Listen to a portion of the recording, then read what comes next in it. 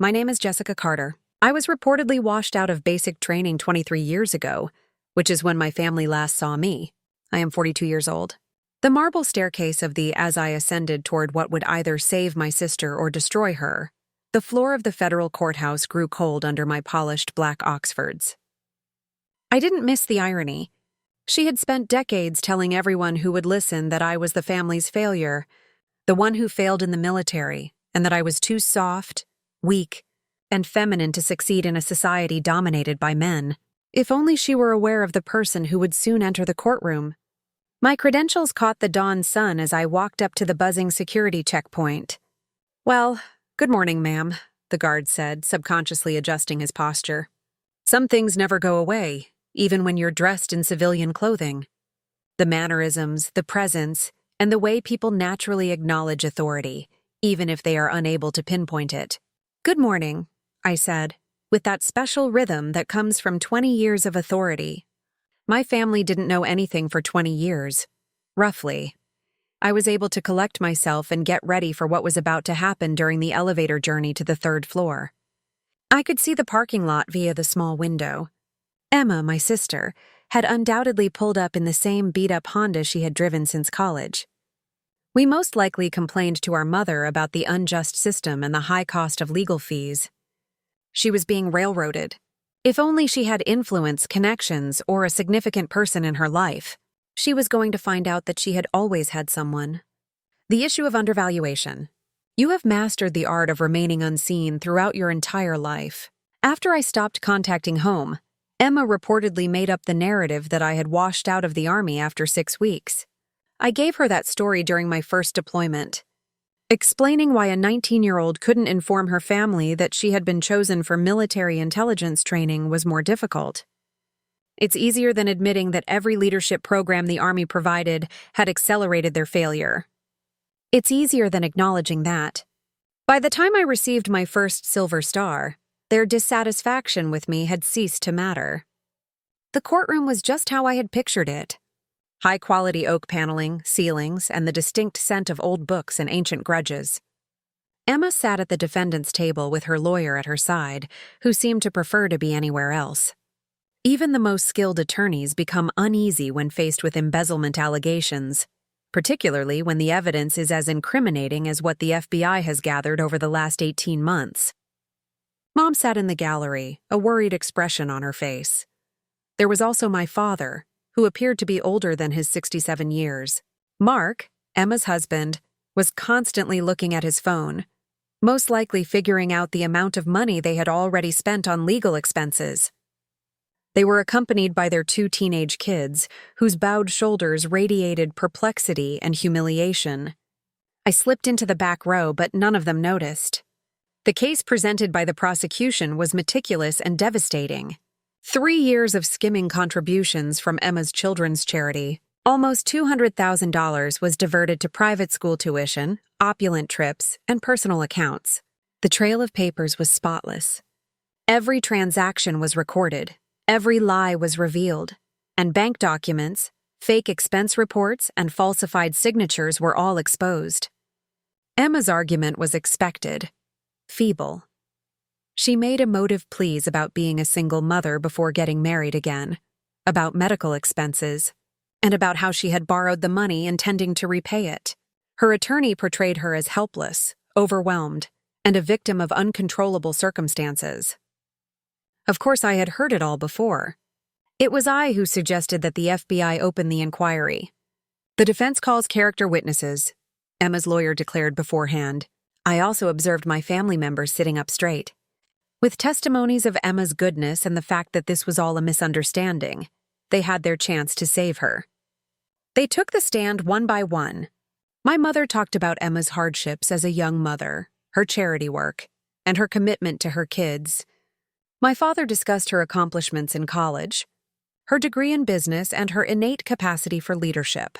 A picture of someone who had just made a mistake and deserved a second chance was presented by friends and coworkers. Emma did her role flawlessly throughout. Thankful nods, tears at the appropriate times, and the occasional sob into a tissue. The performance was as perfect as it had been during our whole youth. If she needed to avoid the repercussions of her behavior, similar to the time she persuaded our parents that I was the one who had taken money from Dad's wallet or shattered Mom's antique vase. Wallet or falsified my SAT scores. Emma had always had a talent for changing the course of events, making herself the victim and everyone else, including the sister who had allegedly been too weak to endure military training. One of her lawyer's final statements was, "Your Honor, my client is not a career criminal. She is a daughter, a mother, and a pillar of her community who, at a trying period in her life, made many bad choices. She is supported by her family and those who are eager to assist her in rebuilding her life." Her life. The prosecutor's rebuttal was clinical, emphasizing the crime's premeditation, the betrayal of trust, the money taken from ill children, and how meticulous, professional, and completely damning. The lead prosecutor indicated that the prosecution would like to call one last witness, Your Honor, who played a key role in drawing our attention to this case. I got to my feet. As I made my way to the witness stand, the sound of my heels clicking on the marble floor reverberated throughout the suddenly quiet courtroom. I sensed my family's eyes on me, felt their bewilderment grow into recognition and then, unavoidably, into shock. The prosecutor asked that you provide your name and occupation for the record.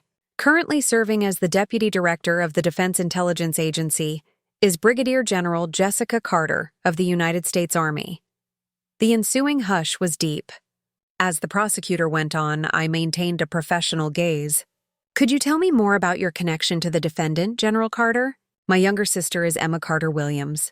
And how did you find out about the alleged offense against her?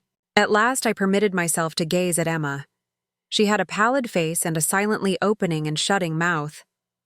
My mother was holding my father's arm behind her, and they were both looking at me as if I were a ghost. When the FBI discovered questionable financial behavior at the organization during a larger investigation into nonprofit fraud, they contacted me 18 months ago. I gave advice on the financial analysis, but abstained from any direct monitoring after finding out my sister was involved. Additionally, General, based on your professional judgment, were the benign bookkeeping errors consistent with this financial activity? Emma's lawyer stood up and protested, but the harm had already been done. The jurors had listened to sufficient. My family, more significantly, had had enough. The transactions pattern, the advanced techniques employed to hide the theft, and the amount of time the escalation of the criminal conduct, none of which could be explained by careless errors or brief errors in judgment. This was a concerted attempt to swindle a nonprofit organization. Arrangement. I had to go straight past the defense table after leaving the witness stand. As I went by, Emma took hold of my arm, her fingers penetrating my jacket's fabric. "Jess," she said in a crackly whisper. "Please, Jess. I am your sister." I caught her gaze after glancing down at her hand. I briefly saw her the way she had been when we were kids. The golden daughter, with flawless grades, ideal friends, and a bright future, was the person who had never failed to remind me of my shortcomings. I said softly, "Emma, I know exactly who you are. I want to know if you recognize me." I took her hand off my arm gently and carried on walking. The jurors deliberated. Less than 2 hours. I'm guilty of everything. The judge read the punishment, which included a 5-year federal jail term, complete restitution, and a permanent work prohibition. With nonprofits, I saw my family's entire world fall apart. Emma's cries reverberated across the courtroom as her composure finally broke. Mark was already on the phone, most likely phoning someone regarding the boys' custody arrangements. My parents remained still, taking in Emma's conviction as well as the information that one of the nation's top intelligence officials was their failing daughter. In the confusion that ensued after sentencing, I snuck out and made it halfway to the elevator before I paused when my mother spoke. "Jessica." I pivoted. She appeared weaker and smaller in some way, as though the weight of in the course of an afternoon, she had become physically older due to 2 decades of misinformation. Her voice was hardly heard as she asked, "Why didn't you tell us?" Years of grief and disappointment, as well as the slow awareness that some bridges burn themselves, made the answer difficult to understand. However, standing, I discovered the straightforward reality in the courthouse hallway, while Emma's sobs continued to reverberate behind us. I said, "Because you never inquired about my true identity. All that mattered to you was who you believed I wasn't." My father showed up next to her, looking shocked and gaunt. "We pondered for all these years. You believed me to be a failure." "I understand." I straightened my shoulders, experiencing the well-known burden of authority, duty, and a life dedicated to a cause greater than family strife. "And perhaps I was in the ways that you found important. However, I changed into someone else." My mother responded, "The military?" as though seeing it for the first time, and I understood. "You remained in the armed forces." "Mom, I didn't simply stay inside. I did quite well. I took the lead. While Emma was stealing from sick children, I was serving my country to the highest standards. You were also informing everyone." "How pleased were you with her achievement at church?" The words lingered between us, piercing and decisive. After 23 years of deceit and allowing them to accept their version, this moment of complete clarity marked the conclusion of my story. "Are you able to pardon us?" my dad inquired. Additionally, there was something about his voice. Nearly tore through the barrier I had erected around my heart. "Nearly. I've forgiven you for years." Telling him that I had to for my personal tranquility. Forgiveness, however, does not imply forgetfulness. It does not imply that the past was unheard of. My mom allowed her to grab my hand when she reached for it. Her fingers trembled a little and felt cold. She said we were mistaken. "Concerning all of you?" I did agree, you were. With a gentle ring, the elevator came and I entered.